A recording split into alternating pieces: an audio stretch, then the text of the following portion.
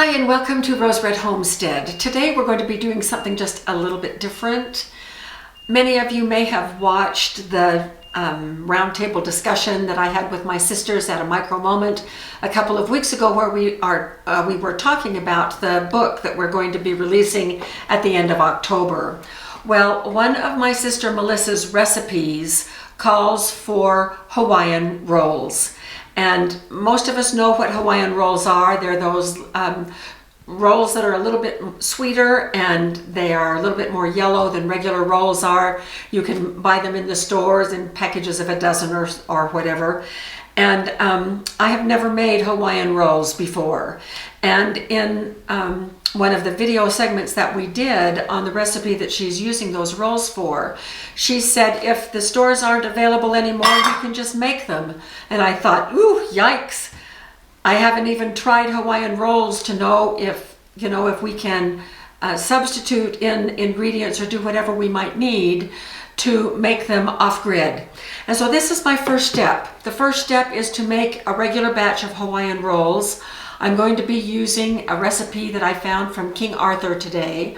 I've never made it before, so this is going to be an experiment for all of us together to see if we can, first of all, make Hawaiian rolls with a regular recipe, regular ingredients, and baked in a regular oven. And then from there, once I'm settled there, then I will start experimenting with off-grid baking of Hawaiian rolls. And that video is down the road quite a ways. So first of all is to get these Hawaiian rolls made.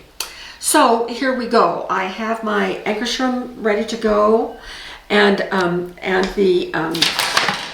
here is the recipe from King Arthur. I will put this link in the description of the video. And if you watch our videos on your phone, all you have to do to get to the recipes is once you pull up the video, click on the title of the video. It brings up a little bit of the description. You can click on more, and then everything that I put down there will be visible to you. So this recipe calls first for us to make a sponge. Well, you may wonder, what in the world is a sponge? Well, a sponge is the start of some bread recipes where we add flour and yeast and water and let it sit for just a little bit. So I have put the bowl here on my scale, zeroed it out, and I need to add 30 grams of flour. So that's what we're going to do. So that is 30 grams of flour. It's not very much. Now, King Arthur says to please weigh your flour, but they do give the ingredients in standard measurement. That's about 1/4 cup of flour. But for bread that is a little bit tricky, like Hawaiian rolls, I'm going to weigh those ingredients. Well, the flour in particular. Then calls for a tablespoon of yeast. This is going to be a sweet dough.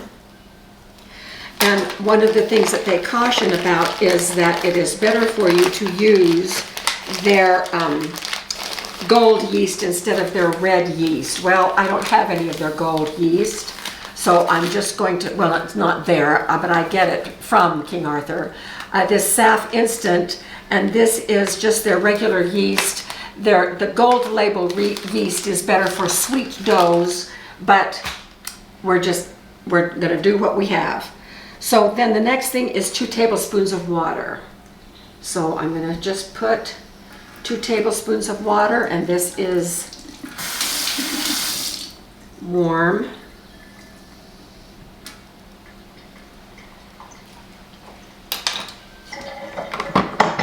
And this is what it looks like. Now, I am not going to use the actual mixer to mix this around. I'm just going to use this rubber spatula. I don't think I would have much success doing it with the mixer. So it's just a sticky little pieces of dough here.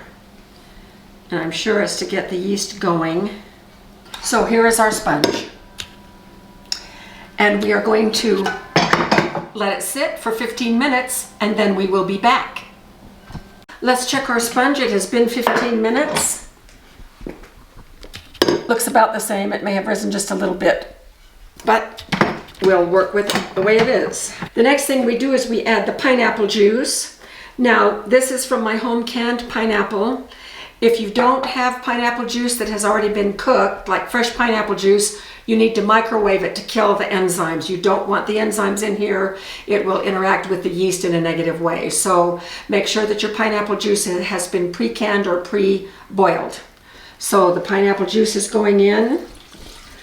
4 tablespoons of unsalted butter, and of course I am using ghee.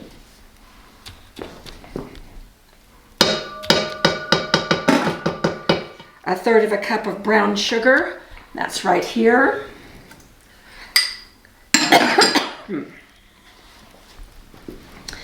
2 large eggs plus 1 extra yolk right here. I have the white of the single egg right here. We'll use that a little bit later. And the vanilla, and we need a teaspoon of vanilla.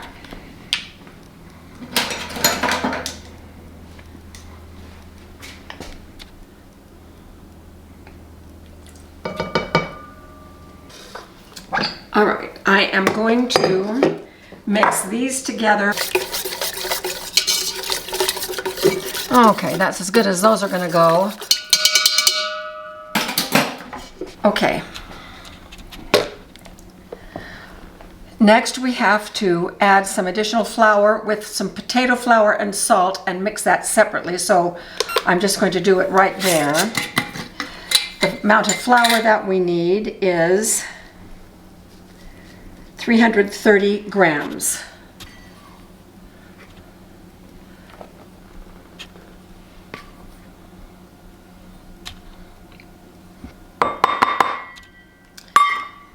In addition to that, we need 2 tablespoons of potato flour. So your question is going to be, is that the same as potato starch? What is potato flour? Potato flour is potatoes that have been cooked and powdered, period. So I have done some potato flour a long time ago, about a year ago. So I'm going to use this. But what else could you use if you don't have any? These were freeze-dried potatoes that I powdered. Actually, they may have been dehydrated. I don't remember for sure. So there's 2 tablespoons of that. What else can you use?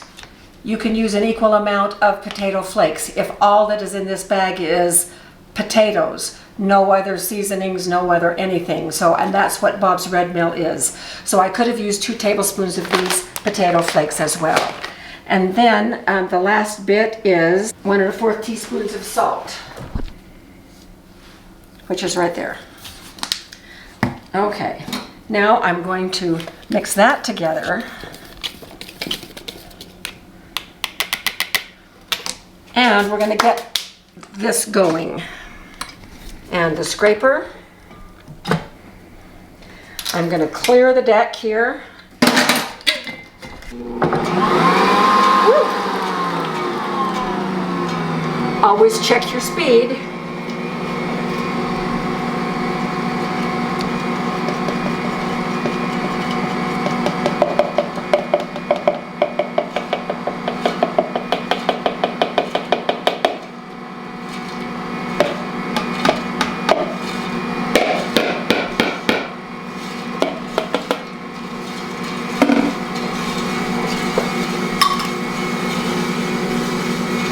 So this is going well. We need to knead this for about 5 minutes, the directions say. So we'll be back at that point. This is going to be very interesting. Do you see inside the bowl? So it just quit. This dough is very wet, and the recipe warns us about that. And it says remove and form into a ball and put into about an 8-quart bowl. So I'm going to use this red bowl right here that I have sprayed with baking spray, and then it has to rise until it is, quote, very puffy. So here we go.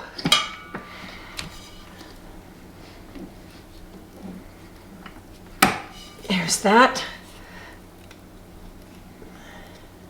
So maybe I'll be able to handle it. And the scraper, getting some of the last dough from that. We get a little bit of flour here so we can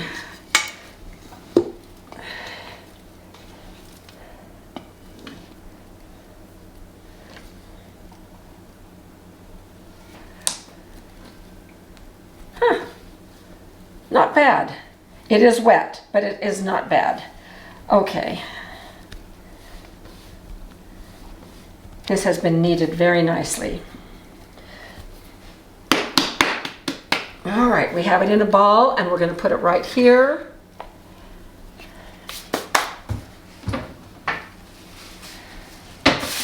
I'm going to cover it with a plastic bag. And now we let it sit for about 2 hours until it is very puffy. So we will be back. Well, Jim and I both took a vote and we do believe that these are now nice and puffy. So we're going to go ahead and we need to get these out of the bowl and deflate very carefully, it says. So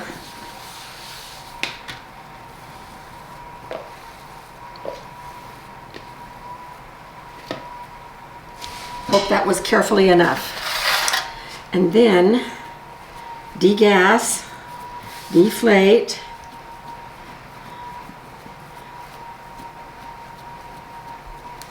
and I'm going to weigh this because we have to put it in 16 equal pieces. I'm going to do it by weight because I want these rolls to just be as uniform as possible. So this weighs 767 grams. Hey Siri, what is 767 divided by 16? 767 divided by 16 is 47.9375. Okay, there we have it. So we're going to be doing 48 grams per roll. So let's kind of see about how much 48 grams is.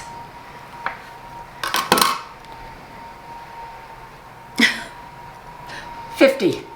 So that is going to be real close. So then we're just going to roll them like this in a nice round ball, tucking edges underneath.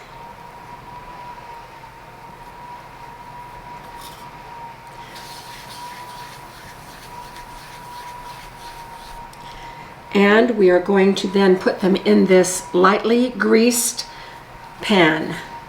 So I'm going to cut about one more off and then try to do it a little more systematically.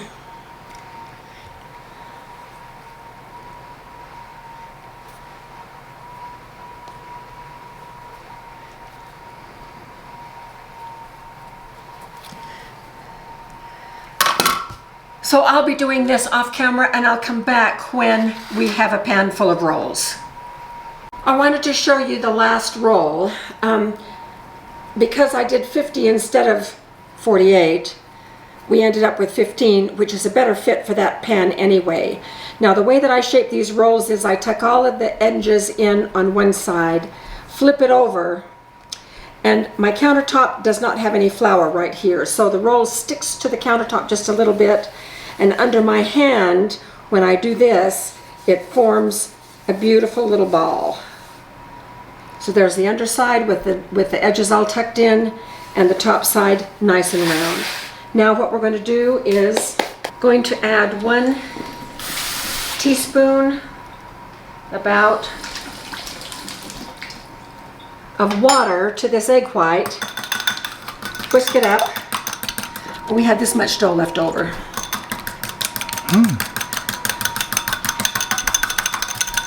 Get this nice and frothy.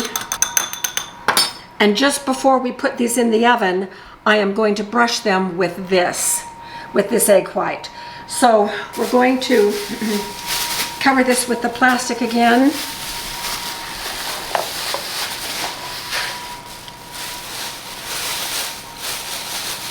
Takes 2 bags this time because this pan is bigger.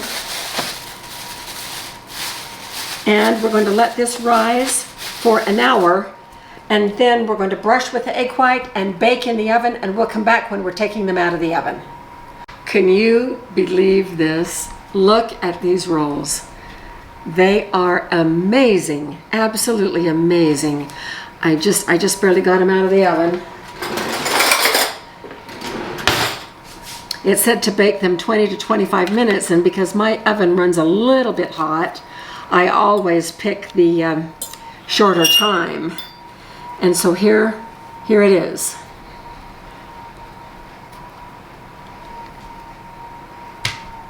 Five more minutes and these would have been too far gone. So I'm glad I took them out at 20. I think they are beautiful. I'm just going to pull off a piece and have a taste without butter or anything else. They're so light.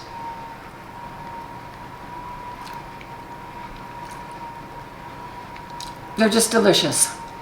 They're soft, like a little piece of cloud. You and Freud, huh?